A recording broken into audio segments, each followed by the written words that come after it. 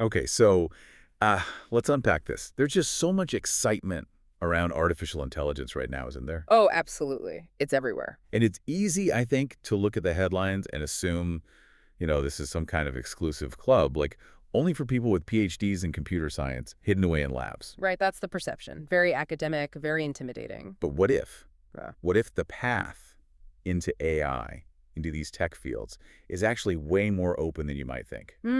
That's a really interesting angle. So for this deep dive, we've gathered a bunch of your sources. We've got the 100-page machine learning book by Andrei Burkhoff, Martin Ford's Architects of Intelligence, and some really key insights from pioneers like Andrew Ng. Good stuff there. Foundational. And our mission today really is to cut through all the jargon, kind of demystify this whole area, and give you, our listener, a sort of beginner's guide, how to actually get started in AI. Yeah, practical steps. Whether you're interested in coding or maybe data, or even just getting good at using AI tools, even if you don't see yourself as a scientist, Yeah. we want to show it's less about, innate genius. And more about practical skills and just being willing to learn. Right. Exactly. So here's where it gets really interesting, I think. Many of the top people in AI, the ones really pushing the boundaries, they emphasize that machine learning, which is, a huge part of AI, it's fundamentally about creating algorithms that learn from data. Right. Learning machines?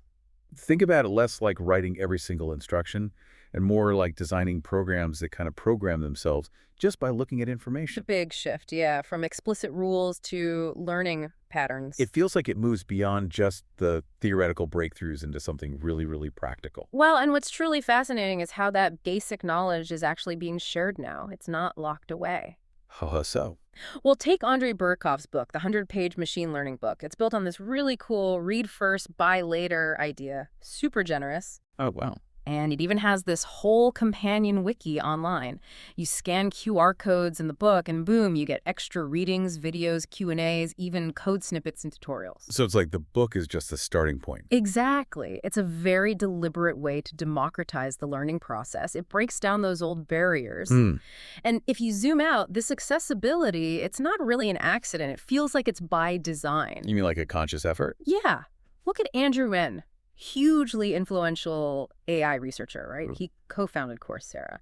And his explicit goal to scale up online AI teaching so millions of people all over the world could access it. Right. Coursera is massive. It's a total shift away from that old school academic gatekeeping. It's about spreading the knowledge wide, empowering people who maybe wouldn't get into, say, Stanford. Yeah.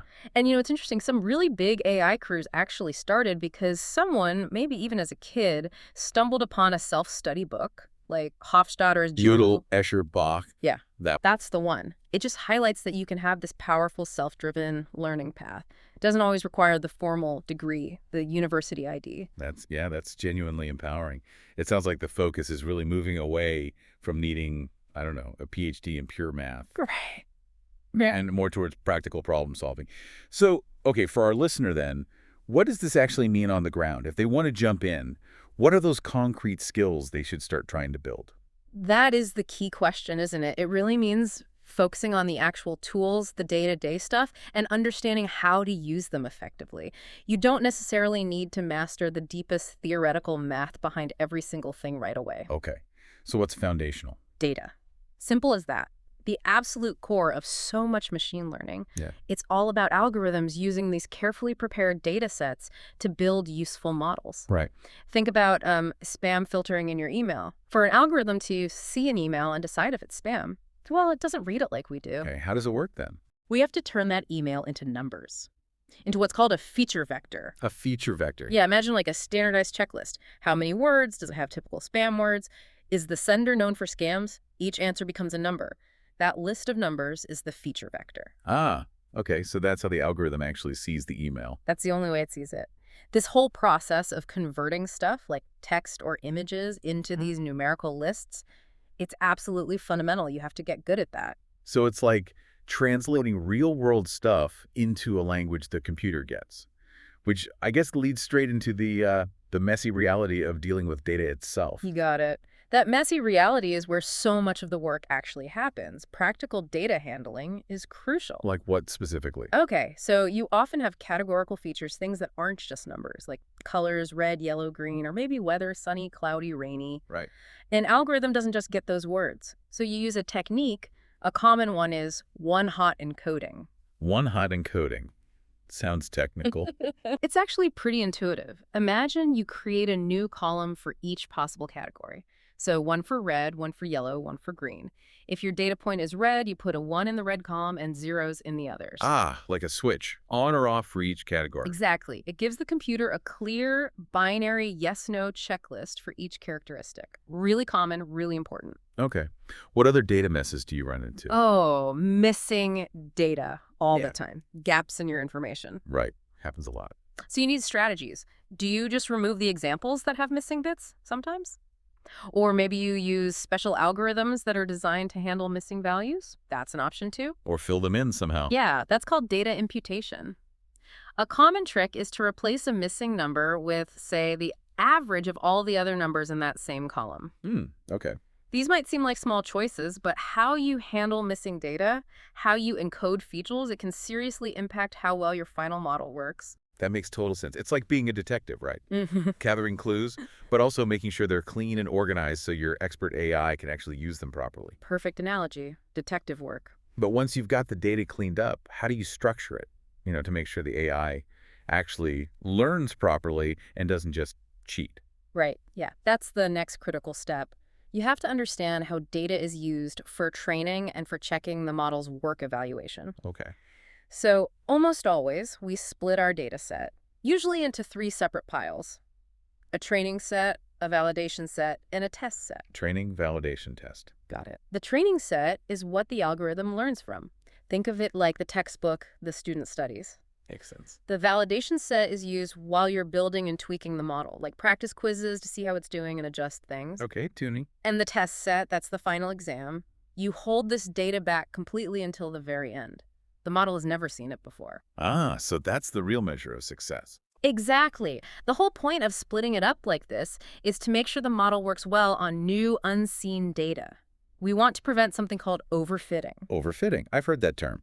Like it learns too well. Kind of, yeah. Think of overfitting like a student who just memorizes the answers for one specific test but doesn't actually understand the subject. Right, they ace that test. But completely bomb any new questions they haven't seen before.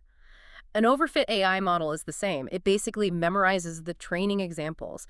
It looks perfect on the data it trained on. But then it fails in the real world. Miserably. So that train-validate test split is our safeguard against that. It builds in quality control. Got it. It ensures the AI isn't just a one-trick pony. And I heard somewhere that with big data these days, those splits, the percentages, have changed. You're absolutely right. Historically, you might have seen something like 70% for training, 15% validation, 15% testing, a common split. Okay. But now with big data where you might have millions or even billions of data points, those percentages can shift dramatically. You might use, say, 95% or even more for training because you just have so much data. And then maybe just 2.5% for validation and 2.5% for testing. Wow, tiny percentages for testing that. Relatively tiny, yeah, but with billions of examples, 2.5% is still a huge number of test cases. The fundamental goal stays the same, though. Make sure the model generalizes well to new situations it hasn't seen before. Okay, that makes sense. So you've got the data sorted, split up, then there's tuning the actual algorithms. Yeah. I read that this part is less pure science, maybe more like an art form. What's that about? Yeah, it's a fantastic point, and it really brings in the human element, the intuition. Beyond just picking an algorithm, there's this practical skill of hyperparameter tuning. Hyperparameters. Okay, what are those exactly? So these aren't things the algorithm learns from the data itself. They're like settings or knobs you, the person building the model, have to choose before the training starts. They control how the algorithm learns. Ah, okay, like configuration settings. Pretty much. For example, with an algorithm called support vector machine or SVM, there's a hyperparameter, often called C, It basically tells the model how strictly to stick to the data versus allowing some errors for better generalization. Right. Or in decision trees, you might have hyperparameters that control how deep the tree can grow or how complex it gets, little dials you can turn. So tuning them is finding the best combination of settings. Exactly. And it's often not about solving a math equation to find the perfect setting. It's more about, well, patient experimentation. Trying different values, seeing how the model performs on your validation set, tweaking things, trying again. Iterative. Very iterative. Demis Hassabis, co-founder of DeepMind, he famously described getting the best out of these systems as almost like an art form. Wow. He even said maybe only a few hundred people globally really had that deep intuition gained through like apprenticeships with experts and from hard-won experience. Okay, that sounds a bit intimidating for a beginner. It does. But here's the good news. Modern AI tools and libraries, the software frameworks people use, they're increasingly designed to help with this. They have tools for automatically exploring different hyperparameter combinations. So it's not all manual guesswork. Not at all. It makes it much more about systematic experimentation, observing results, and iterating, rather than needing some kind of innate magic touch. Still a craft, but one you can learn. That makes it feel much more achievable, like a blend of methodical work and maybe developing some intuition over time. Precisely. And Andrew Ng, you mentioned him earlier, he had some really practical advice on this too, didn't he?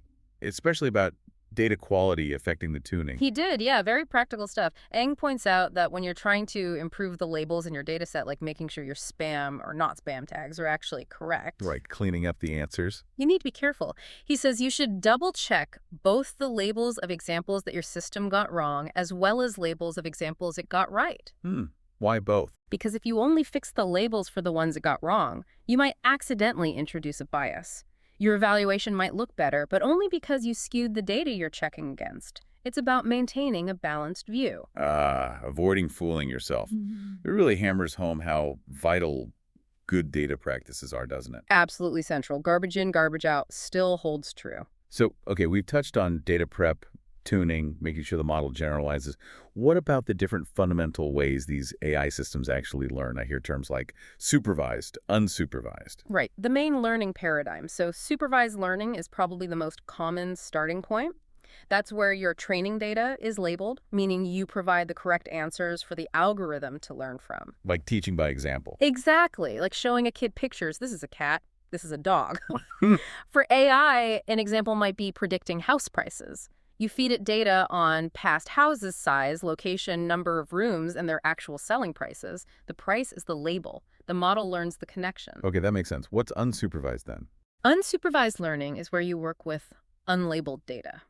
You don't give the algorithm the answers. Instead, you ask it to find hidden patterns or structures within the data all by itself. Like finding groups? Yeah, clustering is a classic example. You might give it a ton of customer purchase data, and an unsupervised algorithm, like K-means or DBS scan, could automatically group your customers into segments, maybe frequent buyers, discount shoppers, etc., without you telling it those groups exist beforehand. Interesting.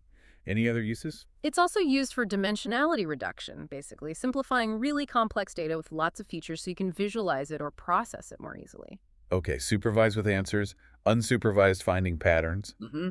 And then there's reinforcement learning. That one always sounds like training a pet or something. Huh. It's actually a surprisingly good analogy. Reinforcement learning, or RL, is about training an agent, like a piece of software or a robot, by letting it interact with an environment. Yeah, how does it learn? Through trial and error, guided by rewards and penalties. Think about training a robot to kick a ball into a goal. You don't program every single muscle movement. Right. Instead, you define a reward system. Getting closer to the ball, small reward. Kicking the ball, bigger reward. Scoring a goal, huge reward. Falling over, maybe a penalty. So it learns by trying stuff and seeing what gets rewarded. Exactly. The agent tries different actions, learns which actions lead to better rewards over time, and gradually figures out the optimal strategy. This is how AI learns to play complex games like Go, or how self-driving cars learn to navigate. Fascinating. So these different ways of learning sound powerful, but maybe complex too. For someone starting out aiming for a job, do they need to be inventing new RL algorithms? Generally, no. While these concepts get super complex at the cutting edge of research, for most entry-level or applied AI careers, The focus is much more on applying these existing tools and frameworks. Using the tools that researchers have built. Precisely. Understanding which type of learning fits which problem. Knowing how to use the standard libraries and algorithms, how to prepare the data for them, and how to evaluate the results. It's about leveraging what's already out there to solve real-world business problems, not necessarily inventing entirely new methods from scratch. It makes it sound much more grounded and achievable again. Okay, so shifting gears a bit. With all this rapid change, AI's impact on jobs is a huge topic, right? Lots of fear about job losses. Huge topic. Yeah. Understandably so.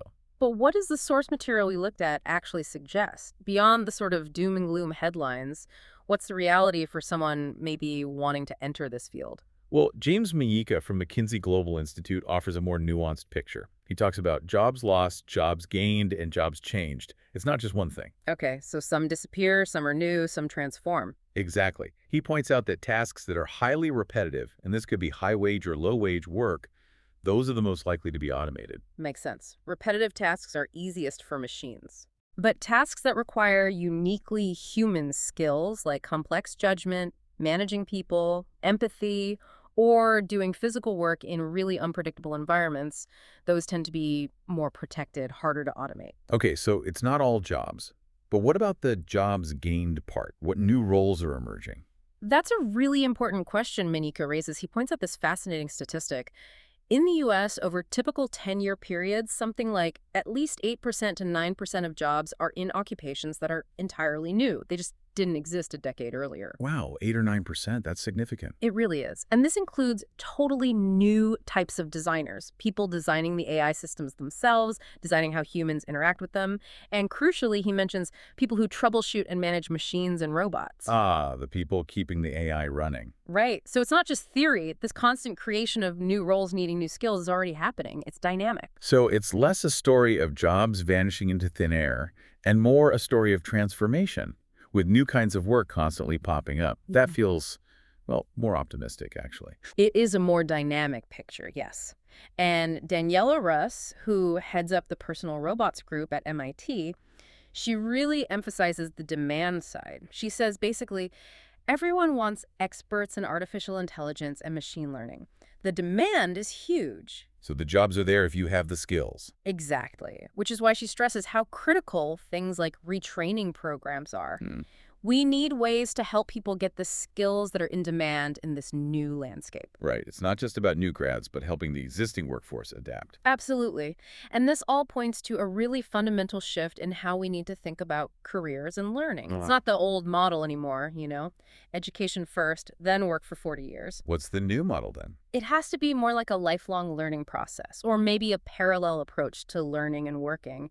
Your education doesn't just stop when you get your first job. It has to be continuous. Constantly updating your skills, learning new things throughout your career. You have to. It becomes an ongoing journey, not just a single destination you reach early on. That really puts the responsibility, but also the power back in the individual, doesn't it? To keep adapting and growing. It does. And, you know, it's interesting, even looking back at some pioneers, like David Ferrucci, who led the IBM Watson team that won Jeopardy. Yeah. His initial draw towards computers wasn't just pure scientific curiosity. It was partly this really practical idea. Could we get machines to think and memorize everything, to just make human life easier, take away some of the drudgery? So a practical problem-solving motivation right from the start. Exactly. It shows that wanting to build useful things, wanting to solve real problems can be a super powerful entry point into this field. You don't have to start with abstract theory. Yeah. And you mentioned Fei-Fei Lei earlier, too, didn't you? Yeah. Her path wasn't traditional computer science. Right. She came from cognitive neuroscience into computer vision. It's a brilliant example of how bringing unique angles and approaches from different fields is incredibly valuable in AI. So diversity of background is actually a strength. A huge strength. Even if a lot of the AI work doesn't directly resemble humans in how it functions, understanding human cognition or biology or physics or art, it can lead to breakthroughs. Yeah. There's loads of room for different backgrounds and a focus on practical applications. Okay, so wrapping this up then, this deep dive, it really feels like it confirms that AI isn't just for this tiny elite group with specific degrees. Definitely not. It's a field that seems genuinely hungry for practical skills, for creative problem solvers, for people who can adapt. And maybe most critically, people committed to just continuing to learn. That lifelong learning piece feels absolutely essential now. Yeah. From figuring out how to prep data to the art of tuning those hyperparameters, maybe even designing completely new job roles we haven't even conceived of yet. The opportunities seem pretty vast and pretty exciting for anyone who's willing to actually dive in. They really are. And if we kind of connect this to the bigger picture, the ultimate future here probably isn't just about, superhuman AI taking over everything. What is it about, then? David Ferrucci put it nicely. He talks about a future of human and machine intelligence tightly and fluently collaborating, working together. Augmentation, not just replacement. Exactly. And Brian Johnson, another thinker in this space, he makes this pretty bold prediction. Within maybe 15 years, he thinks neural interfaces will be as common as smartphones today. Wow. Direct brain-computer links. Yeah, hinting at a future where maybe continuous human enhancement, just to stay relevant, maybe that becomes the norm. It's a bit sci-fi, but it pushes the idea of ongoing adaptation. That's definitely a thought-provoking, maybe slightly unsettling idea to end on. It is, and it really raises a final question maybe for you, our listener, as you think about your own journey here. Yeah. What surprising practical skills or what unique background, what different angle might you bring to this AI world? And maybe more importantly, how will you commit to that continuous lifelong learning? Not just to keep up, but to actually shape your own future and really thrive in this constantly shifting landscape of AI.